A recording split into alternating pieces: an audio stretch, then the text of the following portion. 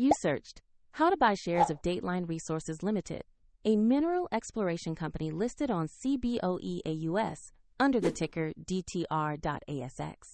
This video shows the buying steps for educational purposes only and is not financial advice. To buy shares, you need a broker account. We use eToro as an example to demonstrate the process. After signing up, you will need to verify your account, usually with an ID document, and add funds to place an order. Use the broker search bar and enter the ticker DTR.ASX to find Dateline Resources Ltd. Select the matching listing to open the stocks page. On the asset page, review the company summary and the live price chart to confirm this is the correct stock. Make sure the exchange reads CBOE AUS and the ticker displays DTR.ASX before proceeding. To buy, click Invest, enter the amount you want, review the order details, and confirm the trade.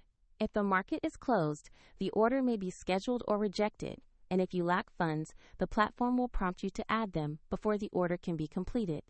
After execution, your position will appear in your portfolio where you can monitor it. Check the video description for the eToro link if you want to explore the platform used in this guide.